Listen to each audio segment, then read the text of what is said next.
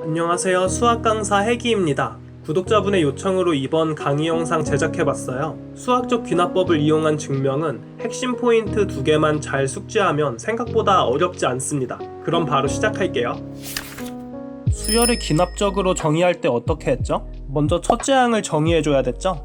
그 다음에 일반화시켜서 an 플러스 1은 그 이전 항인 an에서 어떻게 하면 된다, 이런 식으로 정의가 되는 거잖아요.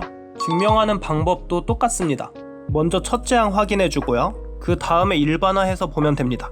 즉 n이 k일 때를 한번 가정을 해보는 거예요. 그 다음에 이 모양 갖고 그 다음 항인 n이 k 플러스 1일 때 모양을 만들어내면 증명이 끝나는 거예요. 특히 n이 k일 때를 이용해서 k 플러스 1일 때를 만들 때 좌변을 조작해줍니다. 그럼 바로 문제 살펴볼게요.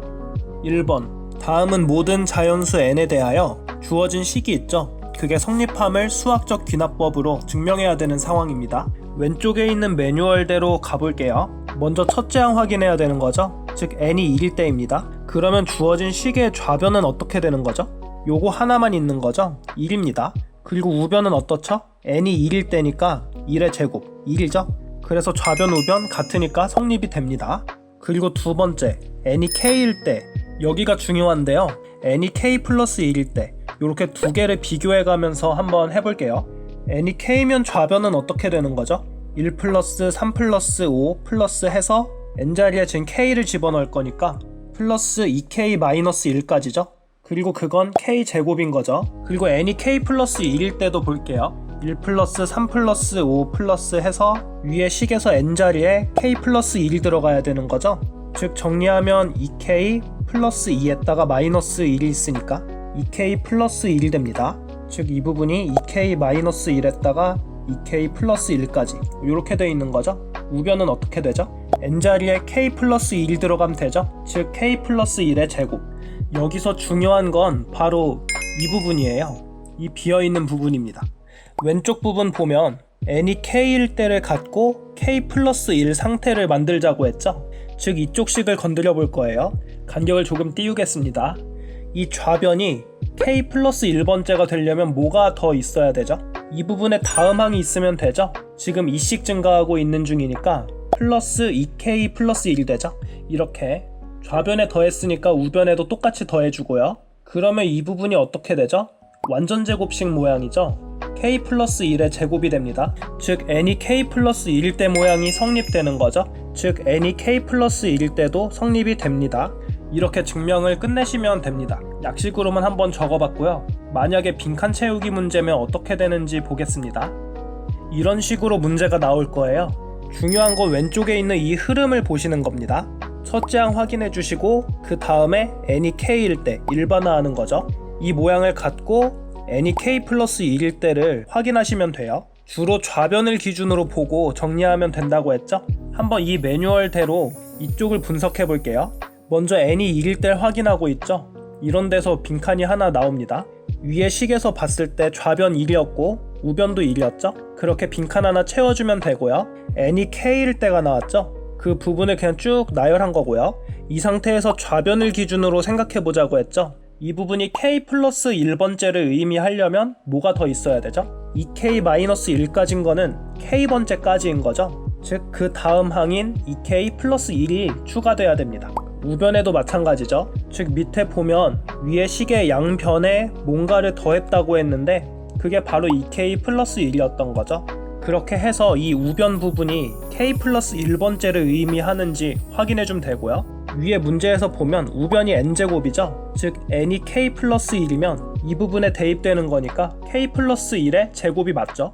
밑으로 와서 k 플러스 1의 제곱, 즉 둘이 일치하고 있으니까 n이 k 플러스 1일 때도 주어진 등식이 성립하는 게 맞습니다. 그럼 다음으로 부등식 문제도 한번 볼게요. 2번, n이 2 이상인 자연수인 거죠. 즉 첫째 항 적을 때 n이 1일 때로 가면 안 됩니다. 일단 계속해서 읽어볼게요. 부등식이 나왔죠. 좌변은 1 플러스 2분의 1 플러스 3분의 1 해서 n분의 1까지 더해져 있고요. 우변은 n 플러스 1분의 2n 이렇게 돼 있는 거죠. 이걸 수학적 귀납법으로 증명해야 되는 거고요. 똑같이 왼쪽 매뉴얼대로 가볼게요. 첫째 항은 n이 얼마일 때죠? 2일 때죠. n이 2일 때 한번 보면 좌변은 어떻게 되죠? 1 플러스 2분의 1까지인 거죠. 두 개만이니까. 그리고 우변은 얼마죠? n자리에 2 대입해야 되니까 3분의 4가 되죠. 즉 좌변 2분의 3이고 우변 3분의 4니까 왼쪽이 더 큰 게 맞죠? 그래서 n이 2일 때 성립하는 걸 확인했고요. 두 번째는 어떻게 하자고 했었죠? n이 k일 때, 그리고 이 모양을 잘 정리해서 n이 k 플러스 1번째랑 일치하는지를 보자고 했었죠? n이 k일 때부터 한번 볼게요. 1 더하기 2분의 1 더하기 3분의 1 해서 k분의 1까지죠? 크다. k 플러스 1분의 2k 이런 식으로 되는 거죠. 또 좌변 우변에 뭔가를 더하거나 할 거니까 간격을 조금 띄워 놓을게요. n이 k 플러스 1일 때도 한번 나열해 볼게요.